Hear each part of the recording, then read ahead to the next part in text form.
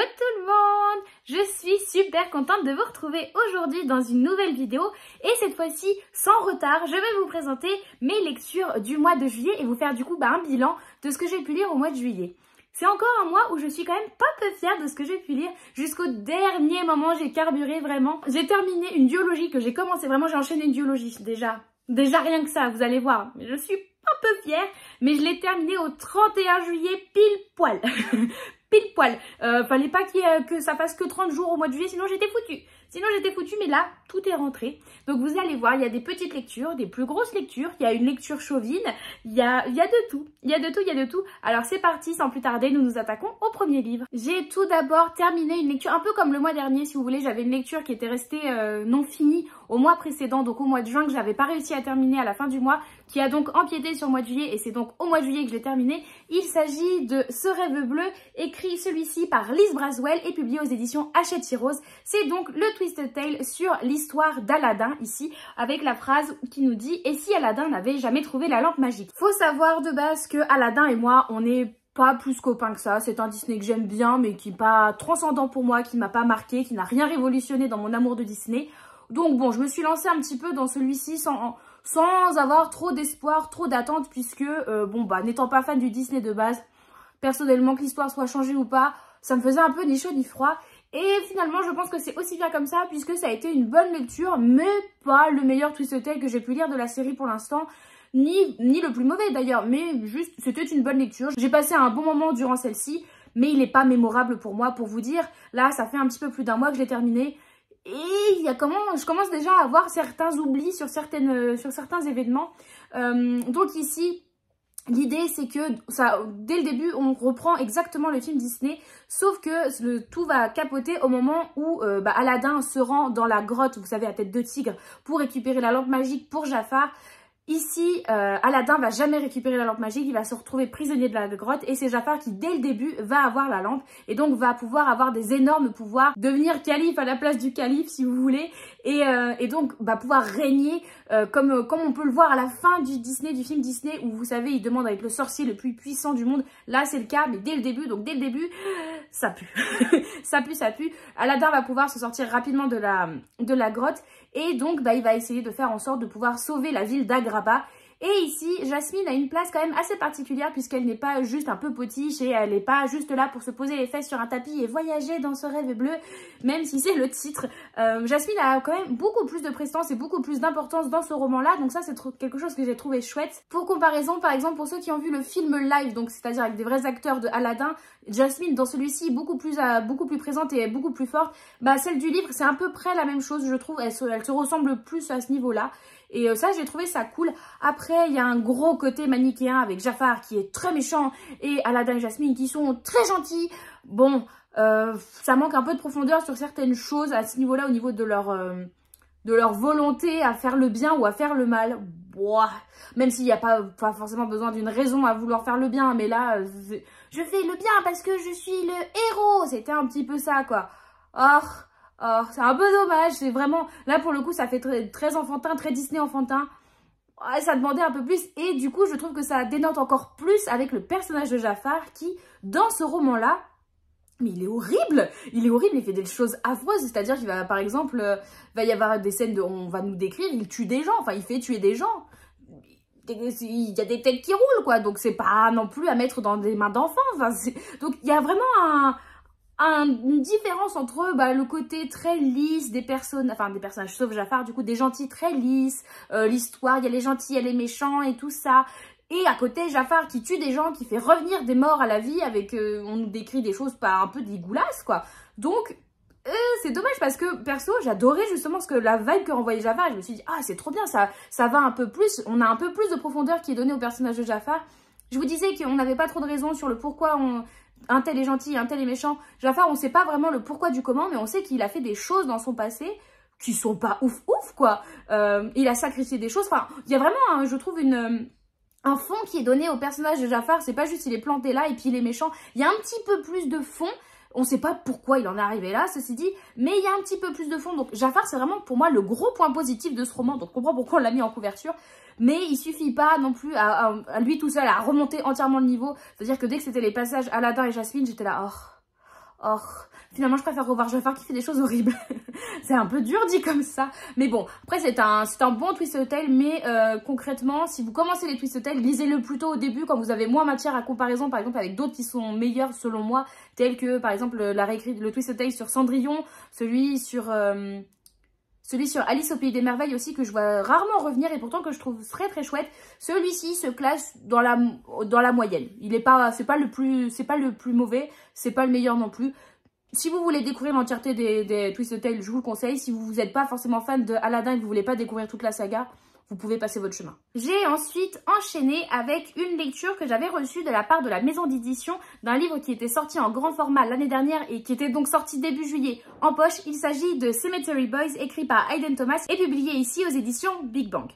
Vous l'avez peut-être vu passer, je vous en avais parlé aussi du coup dans mon book haul du mois de juin, parce qu'il arrivait au mois de juin, je crois que c'était au mois de juin. Bref, je vous l'avais présenté dans une des dernières vidéos de toute façon, où je vous disais que je préférais cette couverture-là. Je me souviens juste que je vous disais ça, je préférais cette couverture-là à celle du grand format qui était sortie chez Naos, je crois que c'était. Donc voilà, après ça avait un peu divisé. Certains vous me disiez oui moi aussi je préfère celle-ci, d'autres ah non moi je préfère l'ancienne. Bref, on s'en fiche, c'est qu'une histoire de couverture, mais en tout cas moi je la trouve sympa celle-ci. Ici on suit le personnage de Yadriel qui évolue dans une famille de Latinx, c'est-à-dire une famille et une communauté d'origine latino et qui a la particularité, si vous voulez, de pouvoir voir les esprits, converser avec les esprits, les invoquer durant la fête des morts. Donc vous savez, la fête des morts, un petit peu comme on peut le retrouver dans Coco, toute cette fête. Donc c'est pour ça qu'on a cette couverture-là d'ailleurs, ça rappelle cet esprit-là. Et Yadriel, du coup, appartenant à cette communauté, normalement, le jour de ses 16 ans, peut vraiment passer, on va dire, un peu son rite de passage à l'âge adulte et confirmer qu'il fait bien partie de la communauté et qu'il peut lui aussi interagir avec les esprits. Cependant, Yadriel a une particularité par rapport à tout ce que sa communauté n'a jamais connu. Yadriel est un homme trans. Et ça, c'est quelque chose que la communauté est un peu démunie par rapport à ça. Il est plus ou moins, surtout moins accepté malheureusement dans sa communauté du fait de sa transidentité. Et du coup, on lui refuse ce rite de passage en disant que non, tu es censé faire un rite de passage en tant que personne femme puisque tu es née femme. Donc, si tu refuses de le faire, tu ne pourras pas le faire. Notre divinité va te le refuser. Yadriel ne l'entend pas de cette oreille et va donc se faire son propre rite de passage tout seul, accompagné de sa cousine qui, elle, est végane ou végétarienne, je ne sais plus, je crois qu'elle est végane.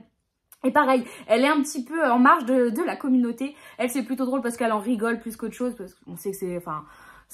être végane, quoi, c'est pas non plus, ça change pas une personne. Je peux comprendre que quelqu'un de trans, ça peut être un coup à assumer pour les proches, ou se dire ok, il faut me laisser le temps ça peut être un temps d'adaptation aussi qui soit nécessaire pour les proches. Quelqu'un de vegan, enfin je veux dire, c'est comme si vous disiez à quelqu'un non mais moi je suis allergique à la noix de coco. Ah non, je te refuse dans la communauté, tu es allergique à la noix de coco. Enfin bref, notre débat. Mais donc il est accompagné de sa cousine pour faire son propre rite de passage, sauf que au moment de son rite de passage, pour le valider on va dire, va y avoir un petit cafouillage. Et Yadriel va invoquer un esprit qui vient tout juste d'une personne qui vient tout juste de décéder et qui n'est pas en paix, dont l'esprit reste donc ici. Cet esprit, c'est Juliane qui vient, comme je vous le disais, tout juste de décéder et qui est pas trop sûre de comprendre les circonstances de sa mort. Et donc dit à Yadriel, ok, j'accepte de passer de l'autre côté si tu me rassures que les personnes qui étaient avec moi au moment de ma mort vont bien et qu'il n'y a pas de souci, je peux partir l'esprit tranquille. C'est donc une petite quête qu'ils vont faire ensemble, accompagnée du coup de la cousine de Yadriel, dont le nom m'échappe totalement, je ne sais plus du tout comment elle s'appelle, pardon. Et donc ils vont partir ensemble pour essayer de comprendre les circonstances de la mort de Juliane. Et au fur et à mesure, on va voir que c'est un petit peu plus loin qu'une simple mort accidentelle, par exemple, comme ça avait l'air de se goupiller un petit peu au début. On va apprendre plusieurs choses et le secret, si vous voulez, de la communauté de Yadriel qui se cache du fait de voir et communiquer avec les esprits, va plus ou moins voir le jour, va plus ou moins être connu de certaines autres personnes. Et donc, on va avoir tout cet esprit-là, sachant que une petite relation entre Juliane et Yadriel va se développer aussi, problème étant que Juliane est morte, donc c'est un peu compliqué. Je vais pas vous en dire plus, je vous en ai déjà dit bien assez. C'est une lecture que j'ai bien aimée, mais qui n'a pas été transcendante pour moi. C'est-à-dire déjà, j'ai trouvé ça très jeunesse au niveau du développement de la relation, qui s'installe très vite, qui n'a pas pour moi de vraie base solide au niveau de la relation entre Juliane et Yadriel. Ils étaient mignons ensemble, mais ils m'ont pas fait battre le cœur, je les ai pas trouvés plus touchants que ça. Donc c'était un petit peu dommage, mais après bon, vous savez que la romance et moi, je suis un petit peu difficile niveau romance, donc je peux comprendre que ça ne soit pas votre avis pour ceux qui l'ont déjà lu et que je sois un petit peu toute seule à penser ça.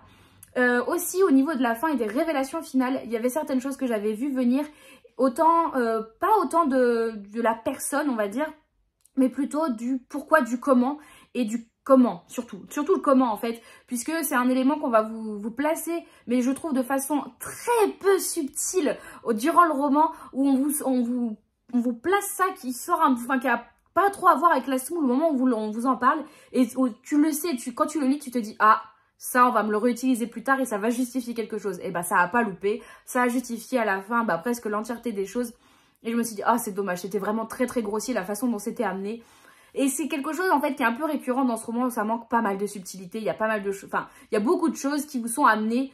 C'est vraiment, c'est limite s'il n'y a pas des gyrophares en mode on arrive pour vous donner des informations importantes, alors que ça devrait être, enfin ça manque un peu de fluidité, de subtilité, c'est dommage. Après ça en reste pas un mauvais bouquin, mais je pense que je n'étais pas le public en fait pour ça. J'ai passé un chouette moment de lecture, j'ai apprécié. Par contre, oui, ça c'est un gros point positif pour moi. Il y a deux gros points positifs, mais le gros point positif, c'est du coup tout ce point de vue sur la transidentité, sur Yadriel justement. Comment déjà Yadriel a parlé auprès de sa famille et de ses proches de son identité, de comment il se sentait homme, comment ça a été accepté ou non, aussi du changement de point de vue au fur et à mesure de l'histoire. Et ça, c'était vraiment très très chouette, sachant que Hayden Thomas est elle-même un auteur qui est trans, donc c'est super intéressant, c'est complètement du hot voice et c'est super, enfin, ça se sent en fait que c'est quelqu'un qui a ressenti, qui est passé par là, qui a écrit ce roman, et ça c'est vraiment très très chouette, ça prend une part importante et c'est très beau. Ça peut aussi vous éduquer sur la transidentité si vous êtes très peu familier de ce que ça peut impliquer, au-delà de se dire oui bah c'est quelqu'un qui veut juste changer de genre, qui ne s'identifie pas au genre, à son genre de naissance. Ça va plus loin que ça et malheureusement ça ne dépend pas que de la personne concernée, mais aussi de tous les proches autour, et ça peut être ça qui peut rendre la vie difficile. Donc ça c'est un gros point positif pour moi. Aussi point positif, ça a été toute cette culture de la journée des morts, de toute cette culture latine, ce qui nous est présenté, qui est vraiment très très chouette. J'ai trouvé ça cool, même si ce n'est pas le point le plus important du roman, j'ai aimé qu'on nous en dispatche comme ça. C'était vraiment très intéressant et effectivement ça fait penser à Coco. Pour ceux qui ont vu le Disney, on ne peut pas s'empêcher de penser un petit peu à ça. Dernier petit point négatif, un petit mais pas des moindres quand même, point négatif pour ce roman, c'est qu'il y a beaucoup de termes et phrases écrites dans le livre qui sont restées en espagnol, qui ne sont pas traduites et qui sont en espagnol. Donc quand c'est des termes qui reviennent fréquemment, on les comprend en contexte, mais il y a des fois en plein milieu d'un dialogue entre deux personnages qui font donc partie de cette même communauté, ils vont parler j'imagine en VO, en anglais, donc ce qui nous est traduit nous en français, et tout d'un coup, boum, en plein milieu de nulle part, il y a une réponse, il y a quelqu'un qui va se mettre à faire une phrase en espagnol. Cette phrase ne vous sera jamais traduite, donc si vous êtes comme moi et que vous n'avez aucune notion d'espagnol, il y a certains moments, il y a des termes qui vont vous échapper, et c'est vrai que c'est un peu dommage quand même, parce que j'aurais aimé tout comprendre, quoi. C'est un peu frustrant. Si c'était juste quelques termes par-ci par-là que le contexte vous permet de comprendre, c'est pas gênant. Quand c'est une phrase par-ci par-là, mais que ça revient quand même fréquemment, ça commence à être frustrant, je trouve. Aussi, dernier point que je ne vous ai pas dit, j'ai lu ce roman en lecture commune avec les pépites de Gladys, puisqu'elle a organisé une lecture commune sur le mois de juillet autour de ce bouquin-là, et je suis très contente d'avoir participé. C'était la première fois que je participais à une lecture commune comme ça, groupée, un peu de gros groupes en tout cas, et c'était vraiment très très chouette de pouvoir partager autour. Je vous mets le lien vers la chaîne YouTube de Pépites de Gladys, allez la voir d'ailleurs, c'est super chouette. J'ai ensuite enchaîné avec une petite lecture que je vous avais présentée quand je vous parlais de ma palle de juillet comme étant une lecture vraiment d'actualité pour moi, puisqu'il s'agit de Elle et son chat, écrit par Makoto Shinkai et Naruki Nagakawa et publié aux éditions Charleston Poche. C'est donc d'actualité puisque, je vous le rappelle et je ne vais pas arrêter de vous le rappeler, qu'un petit chat a rejoint la maison de notre côté le mois dernier et du coup, c'était le moment de sortir ce livre-là de ma palle, sachant qu'en plus c'était un livre qui m'avait été prêté par ma meilleure amie il y a de ça des mois. Là, toutes les étoiles étaient réunies pour que je me dépêche un petit peu quand même de le lire pour pouvoir lui rendre. Et en plus, il est totalement dans la vibe du moment pour moi. Je l'ai donc lu pour le mois de juillet et ça a été une lecture vraiment super chouette, j'ai beaucoup aimé. Dans celui-ci, on retrouve plusieurs histoires de chats et de leur maître en fait, avec une rencontre. Finalement, on va nous raconter plusieurs histoires de rencontres entre un chat et son maître, enfin en tout cas entre un chat et sa maîtresse, puisqu'à chaque fois ce sont des maîtresses, d'où le titre Elle et son chat. Et c'est vraiment trop choubidou puisque les points de vue vont s'alterner sur chaque histoire entre la maîtresse et le chat, et toutes les personnes que ça soit animale ou humaine, sont reliées entre elles à un moment ou à un autre. Par exemple, ça va être des personnes qui vont habiter dans le même quartier. Donc, les chats, quand ils vont sortir, ils vont parler entre eux, puisque les chats parlent ici. En tout cas, on connaît leurs pensées et leurs paroles entre eux. Et donc, vous pouvez interagir entre eux. Et quand après on passe à l'histoire suivante, on fait « Ah, mais le chat qu'on m'a cité dans l'histoire précédente, en fait, c'est le chat de elle, d'accord !» Et donc, ça vous permet de lier toutes les histoires. Donc ça, c'était vraiment très, très chouette. Et puis, c'est vraiment tout mignon, tout doudou, parce que sachant que je viens d'avoir un chat, vraiment c'était encore plus chouette parce que ça vous montre à quel point un chat peut vraiment vous aider, enfin un animal de compagnie, là en l'occurrence c'est un chat, mais bon, si vous êtes amoureux des chats d'ailleurs ça sera vraiment pépitas bananas pour vous, mais en tout cas ça vous montre à quel point un animal de compagnie c'est pas juste c'est pas juste un être vivant qui est chez vous, qu'il faut donner à manger, promener ou sortir la litière, quoi. C'est beaucoup plus que ça, c'est beaucoup d'amour, c'est vraiment un compagnon de vie finalement, c'est votre compagnon, vous êtes son compagnon et c'est une vraie relation, c'est vraiment très très chouette. C'était tout mignon, c'est tout petit donc ça se lit très très vite, sachant que c'est très très découpé, hein, vous voyez, mais... J'ai beaucoup aimé, c'était un petit bonbon et je suis très contente de l'avoir lu et de l'avoir découvert pour ce mois-ci. J'ai continué dans les petites lectures puisque par la suite j'ai lu les 2 premiers tomes du manga Beauty and the Beast of Paradise Lost écrit par Kaori Yuki et publié aux éditions Pika. Celui-ci, je vous en avais parlé, pareil, il faisait partie de ma palle, donc pour l'instant, pas de grande surprise.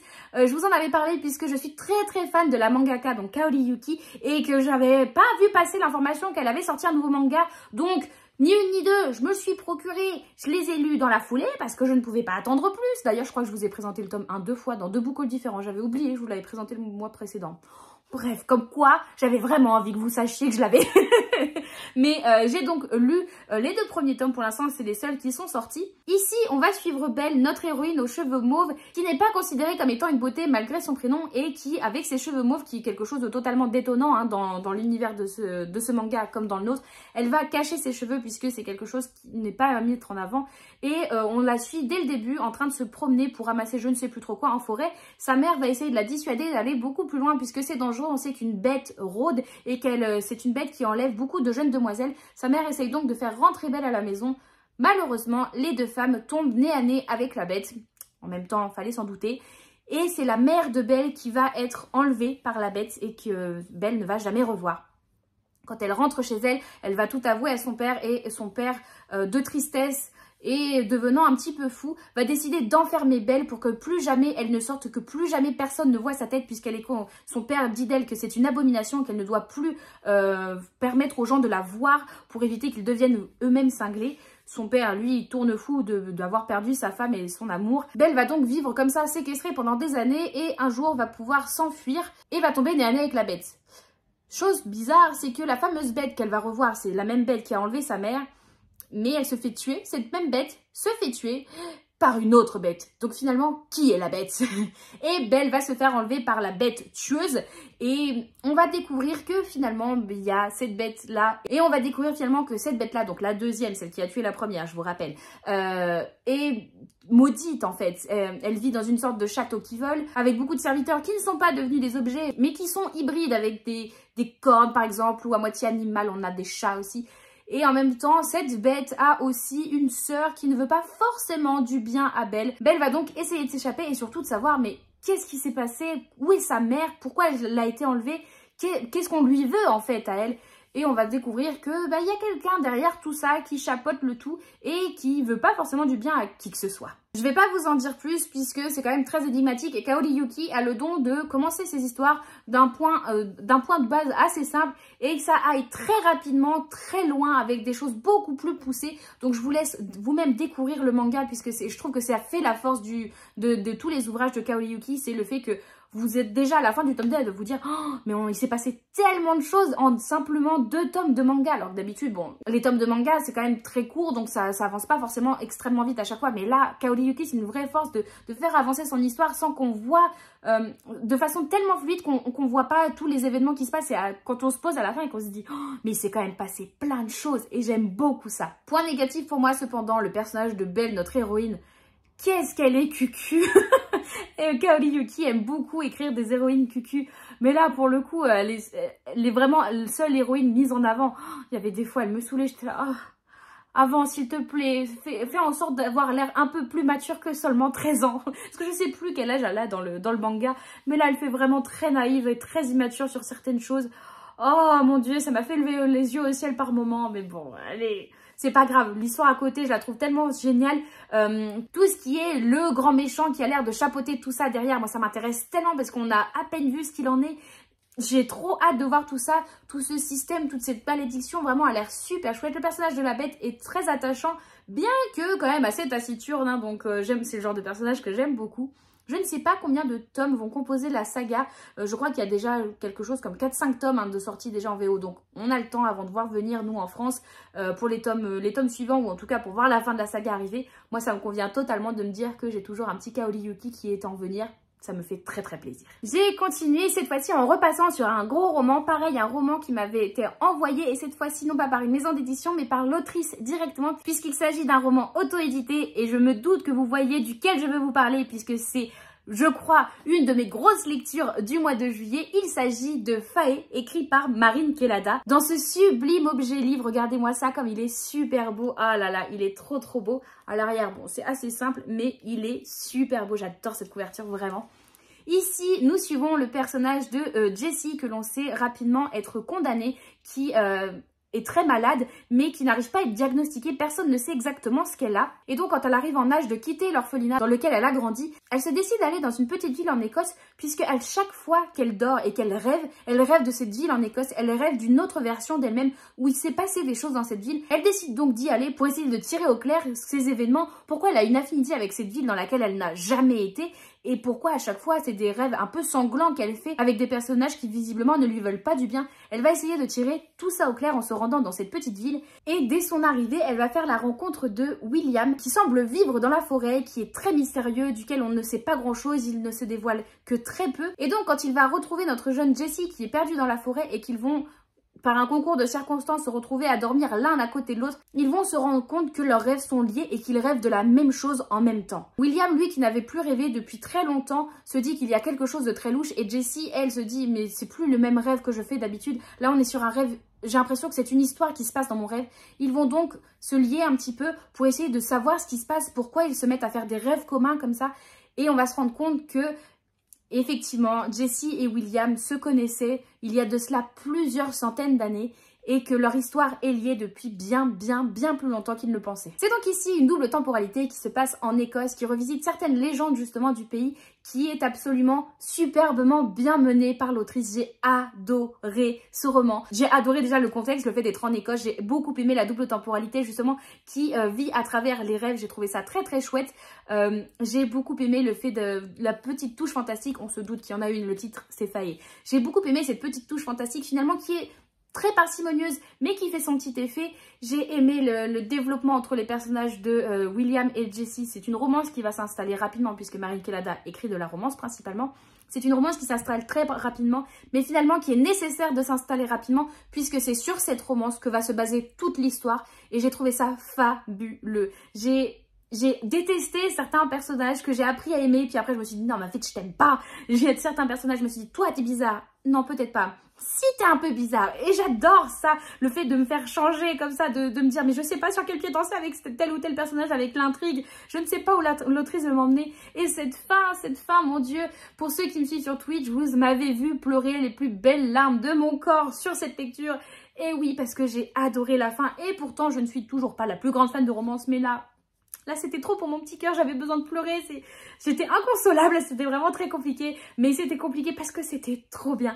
Donc je n'ai qu'une chose à vous dire à la fin de cette lecture, lisez Fae. Pareil, j'ai oublié de vous préciser, mais celui-ci, j'ai eu le plaisir de le lire en lecture commune avec Manon, ma copine Manon de Vibration Littéraire, et c'était vraiment chouette, parce que elle a eu un énorme coup de cœur sur Dulan, un des ouvrages précédents de l'autrice, et moi j'avais moyennement aimé Dulan, je l'avais trouvé sympa, mais sans plus, mais alors pour le coup, moi c'est Fae vraiment pas pépite. Pour me sortir d'une lecture telle que Fae qui m'a vraiment retournée, pour laquelle à la fin je me suis demandé quel était le sens de ma vie, c'est sur un petit manga tout choupinou que j'ai enchaîné. Il s'agit de Chi, une vie de chat, écrit par Konami Kanata et publié chez Glénat que je me suis tournée. Je vous l'ai présenté rapidement dans le book haul du mois de juillet puisqu'il est arrivé au mois de juillet. Donc c'est presque un aussitôt reçu, aussitôt lu et tout ça grâce à cause, je ne sais plus, de Jade qui me l'a offert. Merci encore à toi Jade, c'est vraiment trop gentil. C'était un petit peu dans la vibe de Elle et son chat où je vous disais oh là là mais un petit chat qui rejoint un foyer c'est trop mignon quand même. Et vous m'aviez conseillé justement sur Twitch de lire Chi, de lire ou de regarder, bon j'étais plus sur la lecture, de lire Chi qui était un petit peu dans la même mouvance, puisque c'est pareil, ça se passe aussi au Japon et c'est aussi l'histoire d'un petit chat qui va rejoindre un foyer, et donc Jade a eu l'immense gentillesse de me l'envoyer, donc je suis trop contente, et effectivement c'était trop doudou, c'était trop mignon. On est donc ici sur un manga, je vous l'avais déjà montré, mais qui est entièrement colorisé, donc ça c'est vraiment chouette, et on suit donc notre petit chat Chi qui a l'air tout malheureux ici, qui malheureusement se retrouve effectivement dès le début abandonné et qui recherche sa mère qui n'arrive pas à la retrouver et va donc se faire adopter par une petite famille, vraiment la famille lambda, c'est-à-dire un papa, une maman et un petit enfant. Et donc ça va être vraiment la découverte de la colocation, on va dire, entre notre bébé Chi qui est encore un chaton et cette nouvelle famille qui officiellement n'a pas le droit de garder de chat dans son logement, qui va un petit peu se cacher, et Chi ne les aide pas toujours à faire en sorte que ça soit discret. Donc ça va être des petites mésaventures de début de vie que l'on va suivre. Ça va être par exemple le premier rendez-vous chez le vétérinaire de Chi accompagné par le père. Du coup visiblement après le père n'est plus la personne préférée de Chi dans la famille. Ça va être aussi l'apprentissage de Chi pour aller vers la litière, ce qui n'est pas très simple. Chi n'a pas forcément tout compris sur la litière au début. Ça va être aussi malheureusement au début Chi qui se dit mais je veux retrouver ma maman, qui est très triste de ne plus être avec sa maman, et puis la vie avec la famille va lui faire oublier sa mère, et va surtout lui faire comprendre que bah si, c'est quand même chouette la vie ici, t'as quand même des personnes qui t'aiment et qui prennent soin de toi, donc c'est quand même sympa. C'est donc tout mignon, tout choupinou, ça se lit très vite. J'ai beaucoup apprécié ma lecture. J'aimerais bien continuer du coup la saga. Voir grandir Chi, voir grandir cette famille avec Chi. Et c'est tout mimi, c'est tout bonbon. Après une petite lecture toute mimi, je me suis dit, allez Marie, tu te lances dans un roman que tu mets dans ta palle depuis un bout de temps, puisque c'est une lecture imposée via Twitch et qui te fait un petit peu peur, qui est un peu gros. C'est donc comme ça que je me suis lancée dans le premier tome d'À la croisée des mondes, donc les Royaumes du Nord, écrit par Philippe Pullman et publié ici chez Folio. Et ça a été un abandon pour moi. Vous m'avez vu en direct sur Twitch aussi, galérer à lire ce livre, me forcer jusqu'à ce que vous me disiez vraiment tous, Marie, arrête de te forcer, abandonne. Et j'étais là, non, mais je voudrais au moins finir la première partie. J'ai lâché avant la fin de la première partie, je n'en pouvais plus, vraiment, j'ai subi le peu que j'ai lu de ce bouquin. J'ai lu presque 200 pages, je crois, ceci dit. Donc oui, j'ai lu presque 200 pages. J'ai pas tenu, j'ai pas tenu. Alors, pour vous résumer, ça va être assez compliqué puisque je suis pas sûre d'avoir exactement tout compris. On va suivre ici Lyra qui est élevée dans un environnement assez protégé, dans une sorte de collège où c'est principalement des érudits qui sont là. C'est pas vraiment sa place de base, mais elle est orpheline, donc elle est élevée là-bas. Et dès le début du roman, elle va assister, elle va se cacher en fait dans un endroit auquel elle n'a pas le droit d'accéder. Elle va se cacher et elle va écouter et entendre des choses qu'elle ne devrait pas savoir, où on va parler de la poussière, poussière avec un P majuscule, donc une poussière qui aurait des pouvoirs particuliers de révéler une sorte de monde parallèle, de ce que j'ai compris. Et qui du coup intéresserait certaines personnes tout en leur faisant peur aussi, donc c'est assez particulier. Cette poussière est très énigmatique, est une grande première pour Lyra. Elle va donc apprendre cela et on va par la suite la voir aussi dans son quotidien, dans ce collège où elle va un petit peu s'enfuir et jouer avec les enfants des rues. Donc elle est un petit peu dans une sphère un peu plus élevée, on va dire, de la société que juste jouer avec les garçons des rues. Donc elle le fait, mais elle n'a pas vraiment le droit non plus. Et on va découvrir qu'il y a des sortes de kidnappeurs d'enfants qui sévissent comme ça au niveau des enfants des rues. Et l'un des amis de Lyra va se faire enlever, donc elle va se sentir un petit peu... elle va se sentir concernée par cette problématique. Tout en même temps, Lyra va un petit peu changer de vie. Elle va se faire adopter par une certaine personne qui est quelqu'un de la haute, qui va élever Lyra de façon très stricte d'une certaine manière. Lyra va complètement admirer cette personne jusqu'à ce qu'elle découvre que cette même personne semble jouer un double jeu et ne semble pas si parfaite comme Lyra le pensait. Je ne vais pas aller beaucoup plus loin puisque c'est très brouillon pour moi, vraiment, cette lecture. Je vous dis, j'ai lu 200 pages, j'ai pas du tout accroché. J'ai trouvé le personnage de Lyra très détestable. En fait, elle n'est pas détestable, mais elle est bête, quoi. C'est-à-dire qu'elle va faire une bêtise très rapidement. Elle va s'en mordre les doigts parce qu'elle va se rendre compte que c'est une bêtise. Elle va refaire la même chose 10-20 pages plus tard. Elle n'apprend pas de ses erreurs, donc déjà en 200 pages, je me suis dit ça va être compliqué de continuer la saga si je la déteste déjà.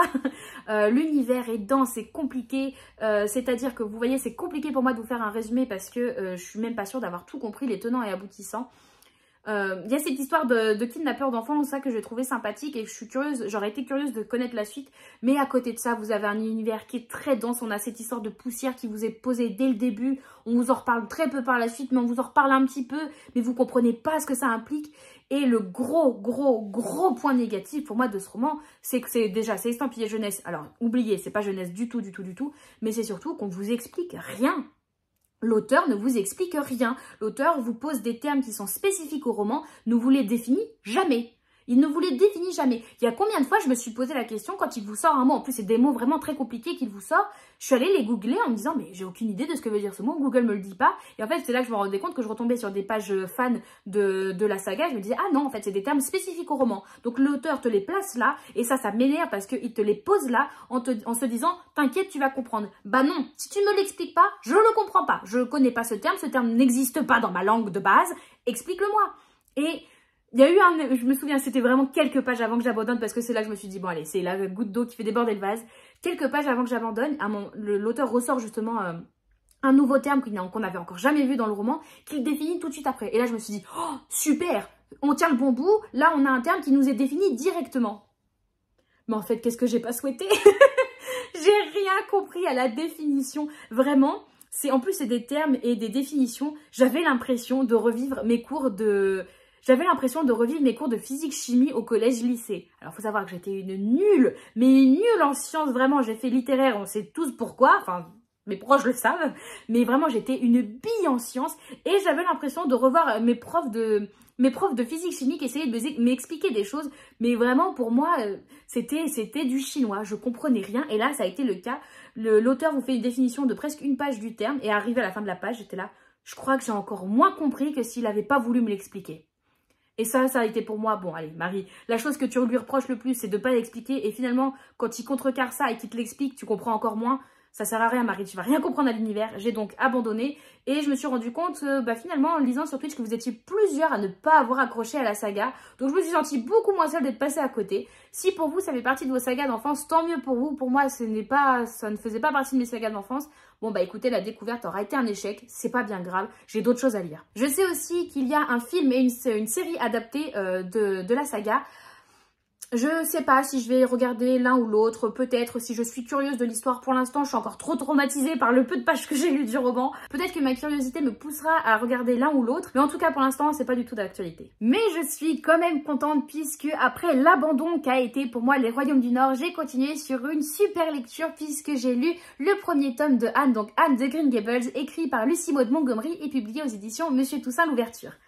Je suis vraiment très contente de l'avoir découvert. C'est aussi une lecture qui m'avait été imposée sur Twitch, donc je suis contente que celle d'après était la bonne, puisque ici j'ai vraiment adoré. On est, je ne sais même pas trop en quelle année. On va suivre le personnage de Anne, donc une préadolescente, je crois que quand on commence le roman, elle a 11 ans, qui va se faire adopter par un couple, par un frère et une sœur, qui avaient demandé à adopter un jeune garçon pour les aider à la ferme.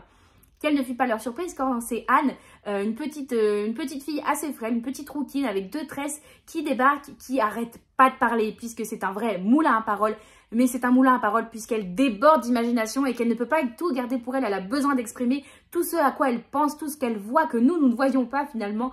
Et qui est si adorable. C'est un roman, donc on va voir ici grandir Anne auprès du frère et la sœur qui vont l'adopter dans cette petite ferme de Green Gables et ça va être si beau puisqu'il se passe pas forcément grand chose. C'est vraiment, on va voir Anne grandir.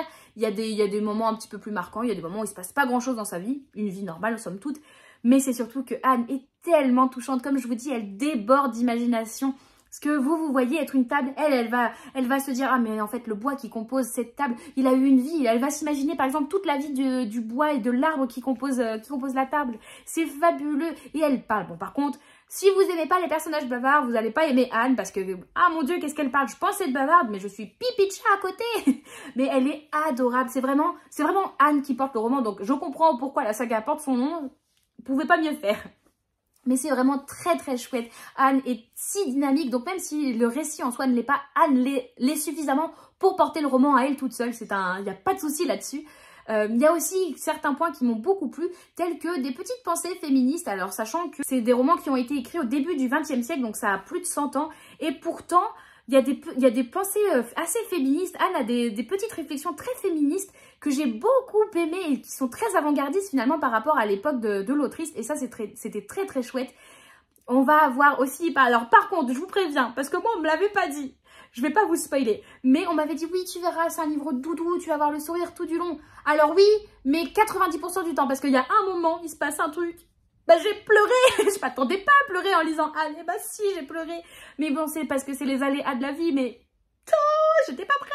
En tout cas c'est vraiment un livre très très chouette que je vous conseille pour ceux qui n'ont pas encore découvert la saga Anne, et après avoir lu ce livre, je suis très impatiente de pouvoir découvrir la suite. Pendant que je lisais Anne de Green Gables, j'avais une autre lecture en parallèle. C'est une lecture que je faisais avec ma copine Émilie de la bibliothèque d'Emilia, qui habite Lyon tout comme moi, et donc il s'agit bien évidemment de la lecture chauvine de Nuit d'orage à Haute-Rive, écrite par Juliette Galliani et publiée aux éditions Hurlevent.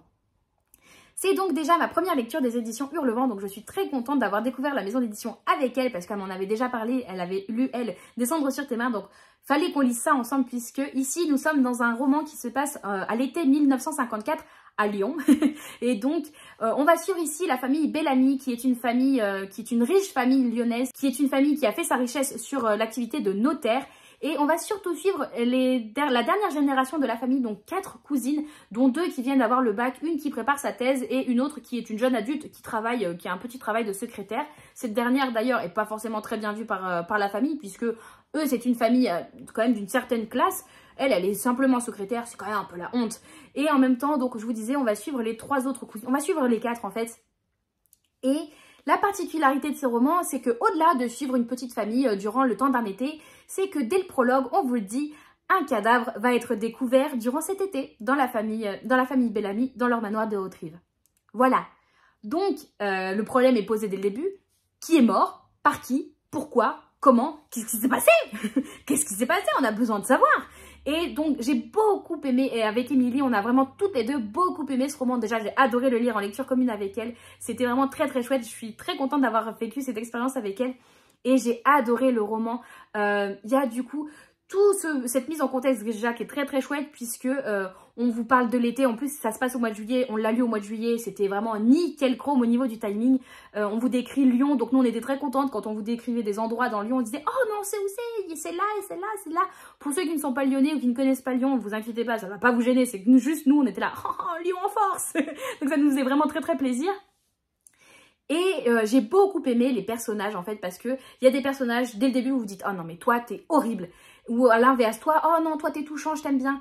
Et finalement l'autrice a une façon de vous faire vriller, de vous dire et vraiment de faire changer le point de vue que vous pouvez avoir sur certains personnages. C'est un vrai don je pense là, parce que certains personnages vous vous dites mais en fait toi j'arrive pas à savoir si t'es gentil, méchant, les deux, si je t'aime bien, si je t'aime pas, pourquoi t'es comme ça. Et vraiment ça vous fait poser des questions sur la mentalité des personnages, sur ce qui se passe, sachant qu'on a toujours cette gros ombre au tableau qui plane dès le début, puisqu'on sait que quelqu'un va mourir mais on ne sait pas qui.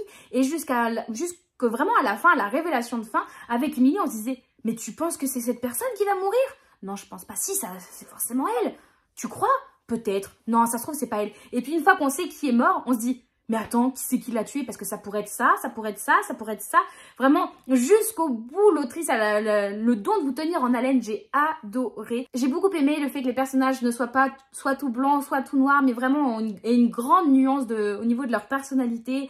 J'ai vraiment adoré. En fait, c'était un super roman que je vous conseille, à fond. Ça a l'air d'être une grosse pavasse comme ça, mais en fait, les éditions Hurlevent, c'est suffisamment aéré, c'est super confortable à lire. Enfin, vraiment, une belle pépite que je vous conseille fortement, et encore mieux si vous pouvez lire durant l'été. Et enfin, j'ai terminé le mois avec cette fameuse duologie dont je vous parlais au début de la vidéo, que j'ai vraiment terminée au fil du rasoir. Il s'agit de la duologie de Lune ardente, écrite par Morgane Rugraff et publiée aux éditions Plume Blanche. Je suis super contente d'avoir réussi à enchaîner cette duologie. Au début, je crois que je vous en avais parlé. Ça me faisait un petit peu peur comme saga, puisque c'est du Plume Blanche, c'est écrit très serré. J'avais peur de difficilement accrocher, rien qu'avec la mise en page. Et puis avec cette histoire que beaucoup de gens ont appréciée, je me suis dit mais moi si j'aime pas, c'est compliqué. Et au final, comment vous dire que j'ai enchaîné les deux bouquins. Pour moi, ça a été presque un seul et unique tome. J'ai vraiment enchaîné les deux. Une fois que j'ai fini le tome 1, bim, il me fallait le tome 2 de suite. C'était pas possible pour moi de m'arrêter comme ça. J'ai aussi fait le choix, et je trouve que j'ai eu raison. ça m'arrive des fois. J'ai eu raison, j'ai fait le choix de lire autant en papier qu'en audio les deux bouquins. Je les avais pris tous les deux sur Audible et vraiment c'était très chouette. C'est lu par Adeline Chotaille. J'aime beaucoup la façon de narrer de Adeline Chotaille, donc c'était vraiment très chouette. Et ça m'a permis vraiment de dégommer le bouquin. Pour vous dire, le second tome, je l'ai lu en un peu plus de 24 heures. Il fait 300 pages quoi. Je l'ai vraiment bouffé et c'était une journée où je travaillais. C'était pas pendant le week-end. Non, non, non. C'était vraiment pendant une journée de travailler. Je l'ai dégommé. C'était vraiment très chouette. Je vais vous lire la 4e de couverture parce que je suis pas sûre de savoir vous faire un résumé qui est de la gueule, honnêtement. On nous dit « Depuis la nuit des temps, les sombres lunes et les sangs de soleil sont deux peuples ennemis. Les premiers, adulateurs de la lune, vivent en Tsagan, pays de glace et de neige éternelle. Les seconds, adorateurs du soleil, règnent en Ulan, royaume de sable et de luxure. Sur le point de perdre la guerre, Siobhan Calypsa, princesse tsaganienne, pactise avec le roi Callaghan Huxley, son ennemi. Elle épousera son fils aîné, renoncera à son héritage de la lune et deviendra une princesse bâtarde en embrassant la nation du soleil pour protéger les siens. Si la haine des princes héritiers à l'égard des sombres lunes ne souffre d'aucune limite, le soleil semble pourtant perdre de son influence sur ses enfants. » C'était tellement bien. C'était tellement bien, je sais pas quoi vous dire de plus. C'était, mais le premier tome, je l'ai vraiment beaucoup aimé, ça n'a pas été un coup de cœur. Mais alors le second tome, oh là là, mon Dieu, mais c'était génialissime. Les personnages sont super beaux. Des personnages pareils en demi-teinte que vous aimez mais que vous détestez. Par contre, il y en a un. Mais quel bâtard. Siobhan, je l'ai trouvée tellement touchante. C'est des personnages adultes. En plus, ça c'est chouette de suivre de la fantaisie avec des personnages adultes. Il va se passer tellement de choses dans cette saga. Il va se passer des choses horribles, comme des choses gays, comme des choses... Ah, mais c'était trop bien, c'était trop bien. Je suis très contente d'avoir découvert la saga. Je remercie ma copine Oriane de me les avoir offerts et de m'avoir un petit peu mis le coup de pied aux fesses pour que je les lise avant mon anniversaire. C'était la condition que je les lise avant mon anniversaire, c'est chose faite et je regrette tellement pas. C'était vraiment super génial. Je vous le conseille fortement si vous voulez découvrir une très bonne duologie de fantasy, mais foncez. C'était vraiment super chouette. Je sais pas quoi vous en dire de plus. J'ai adoré, quoi. Tout était bien. Ça se défonce. C'est vraiment, vous voyez pas le temps passer. Ça se lit tellement vite. Les personnages sont super chouettes. L'univers est très bien travaillé. Tout ce rapport au soleil, à la lune est super intéressant. En plus, on va avoir du coup, là, par rapport aux couvertures, vous allez avoir du coup des familiers, on va dire. Les sombres lunes, donc ceux qui dépendent de la lune, sont accompagnés de loups. Et les sangs de soleil, ceux qui dépendent du soleil, sont accompagnés de lions. Et c'est vraiment très chouette. Enfin, ah, c'était super génial, je vous le conseille fortement. Je suis désolée si vous avez l'impression que je clôture un petit peu rapidement la vidéo. Sachez que je la filme pendant ma pause déjeuner et que là, ça fait 1 heure que je filme. Et je suis au bout de ma pause déjeuner, donc je me dépêche, je suis désolée. En tout cas, je suis super contente de mon bilan de lecture du mois de juillet. Parce que même s'il y a eu un abandon, à côté, j'ai fait vraiment de super chouettes découvertes. Je suis vraiment contente. Il y a eu des lectures moyennes, des très bonnes lectures, des bonnes lectures, des abandons. Enfin, un abandon, mais c'était vraiment trop bien. Justement, je suis contente comme ça de pouvoir découvrir tellement de choses différentes. Je vous remercie aussi des choix de lecture que vous m'imposez sur Twitch. Ça me permet de sortir certains romans de ma palle qui ne seraient pas sortis autrement. Je vous remercie aussi pour les cadeaux comme ça qui me permettent de découvrir de nouveaux univers. Et puis, je remercie aussi les maisons d'édition et auteurs, autrices qui me font confiance en m'envoyant leurs ouvrages pour que je puisse en parler et les découvrir. C'est vraiment trop bien. Je suis trop contente de toutes les opportunités de lecture que j'ai. C'est vraiment trop chouette. Vous vous rendez compte, sans vous bouger de chez moi, tous les voyages que j'ai fait ce mois-ci. Oh là là, c'était vraiment bien. Je me demande où je vais partir en août du coup parce que j'ai une belle palle aussi. Je pense qu'on va bien voyager. Je vous attends en commentaire pour que vous me disiez, vous, est-ce qu'il y a certains des livres que je vous ai présentés, que vous avez lus, que vous avez aimé, pas aimé, que vous comptez lire, que je vous ai peut-être convaincu de découvrir. Dites-moi tout ça en commentaire. Dites-moi sinon, vous, qu'est-ce que vous avez lu au mois de juillet? Je suis très curieuse de savoir ce que vous avez lu. Je vous attends donc en commentaire pour tout ça. Et si vous avez envie de commenter mais ne savez pas trop quoi lire, mettez des pouces en l'air. On met des pouces en l'air en commentaire.